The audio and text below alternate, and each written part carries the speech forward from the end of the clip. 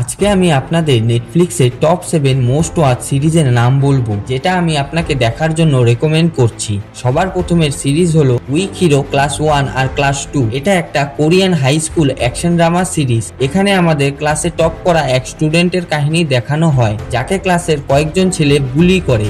এর ফলে সে তার কুইক ডিসিশন মেকিং স্কিল আর তার মাল্টিপল সাবজেক্টের নলেজের ব্যবহারে তাদের সামনা করে, যার ফলে পরবর্তী সময়ে তাকে আরো বড় সমস্যার মধ্যে পড়তে হয়। তাকে এই সমস্যার থেকে বের করতে তারই ক্লাসের দুই বন্ধু তাকে হেল্প করে। এখন কি সেই সমস্যা আর কি করে তারা সেখান থেকে বের হয়, সেটাই আমাদের সিরিজে দেখতে হয়। ব্রুটাল অ্যাকশন যদি আপনার ভালো লাগে তাহলে হাই স্কুলের এই ড্রামাটি আপনি দেখতে পারেন। আইএমডিবি রেটিং 8.4 এর। এই সিরিজের দুইটা সিজন মিলে টোটাল 42 মিলিয়ন ভিউ পেয়েছে নেটফ্লিক্সের মধ্যে।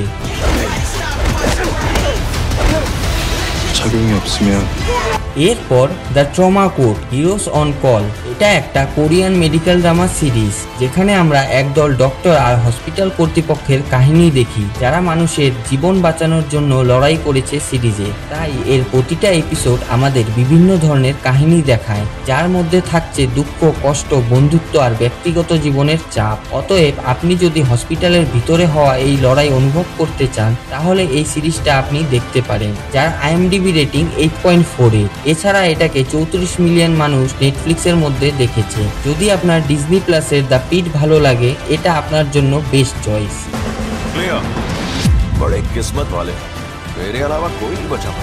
এরপর ওয়েন লাইফ গিভস ইউ টানজারিনস। এটা একটা কোরিয়ান কে ড্রামা সিরিজ, যেখানে আমাদের এক ছেলে ও মেয়ের প্রেম কাহিনী দেখানো হয়, যারা ছোটবেলা থেকেই একে অপরকে ভালোবাসে। মেয়েটার বিরাট চাহিদা থাকলেও জীবনে ছেলেটা শুধু তাকে বিয়ে করার ইচ্ছা রাখে। তাই তাদের জীবনে যে ধরনের সমস্যা, সুখ ও দুঃখ আসে, সেটাই আমাদের সিরিজে এক্সপিরিয়েন্স করতে হয়। খুব সুন্দর হৃদয় ছোঁয়া সিরিজ এইটা, যেখানে আপনারা দায়িত্ব, পরিবার এবং বন্ধুত্বের গল্প দেখতে পারবেন। আর এই সিরিজ আপনাকে মনে করিয়ে দেবে যে সুখ দুঃখ মিলেই মানুষের জীবন তৈরি। এছাড়া এর আইএমডিবি রেটিং 9.1 এর, যাকে 35 মিলিয়ন লোক নেটফ্লিক্সের মধ্যে দেখেছে।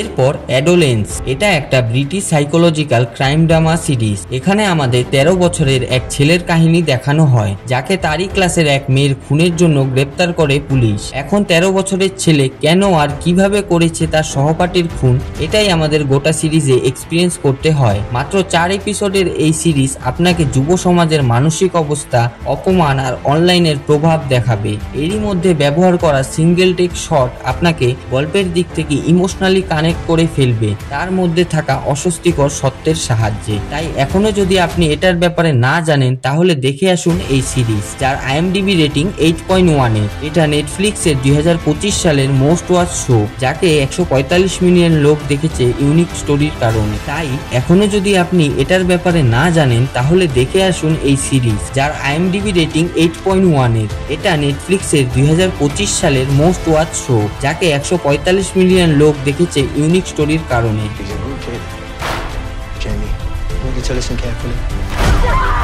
এরপর আন্টিমেট। এটা একটা আমেরিকান ক্রাইম ড্রামা সিরিজ। এখানে আমাদের একজন স্পেশাল এজেন্টের কাহিনী দেখানো হয়, যে পাহাড় থেকে পড়ে যাওয়া এক মেয়ের মার্ডার ইনভেস্টিগেশন করে, যাকে সাহায্য করে এক নতুন মেয়ে রেঞ্জার। শোক, দায়িত্ব আর অতীতে ঘটা কিছু ট্র্যাজেডিতে ভরা এই সিরিজ, যেটা সিনেমাটোগ্রাফি আর টুইস্টের সাহায্যে আপনার নজর কেড়ে নিতে পুরোপুরি সক্ষম। এর আইএমডিবি রেটিং 7.2 এ, যাকে নেটফ্লিক্সের মধ্যে 63 মিলিয়ন লোক দেখেছে।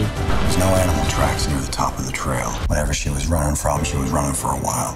এরপর ব্ল্যাক মিরর। এটা একটা ব্রিটিশ অ্যান্থোলজিতে ভরা সাইফাই সিরিজ, যার এর আগেও 6টা সিজন এসেছে, যেখানে আমাদের দেখানো হয় মানুষ যত প্রযুক্তির দিকে এগোচ্ছে, ততই তারা অন্ধকারের দিকে ঝুঁকে পড়ছে। তাই এইবারের সিজনে মানুষের আবেগ আর সম্পর্কের দিকে বেশি ফোকাস করা হয়েছে। এর প্রতিটা এপিসোডে বিভিন্ন ধরনের গল্প তুলে ধরা হয়েছে, যেটা আমাদের মনে করিয়ে দেয় প্রযুক্তি যতই উন্নত হোক না কেন, মানুষের সম্পর্ক, অনুভূতি আর অপেক্ষা সবসময় গুরুত্বপূর্ণ থাকে। এই সিরিজ দেখার সময় আপনি ভয়ের সাথে ভাবতেও বাধ্য হবেন যে আমরা কি সত্যি এই ধরনের ভবিষ্যতের দিকে এগোচ্ছি। এর আইএমডিবি রেটিং 8.7 এর, যেটাকে 31 মিলিয়ন মানুষ নেটফ্লিক্সের মধ্যে দেখেছে। তাই এখনো যদি আপনি এই সিরিজের ব্যাপারে না জানেন, তাহলে এক্ষুনি দেখে আসুন ব্ল্যাক মিরর সিজন 7।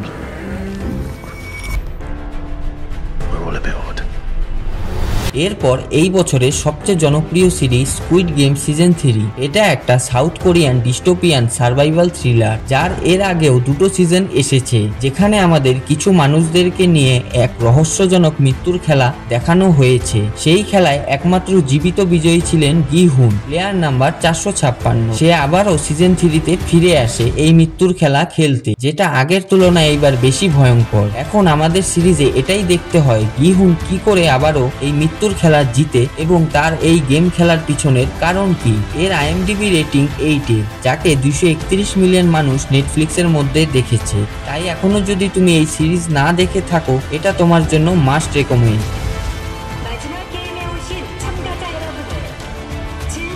তো এটাই ছিল আজকে টপ 7 মোস্ট ওয়াচ নেটফ্লিক্স সিরিজের রিভিউ। আশা করব আপনাদের ভালো লাগবে। দেখা হচ্ছে পরের ভিডিও।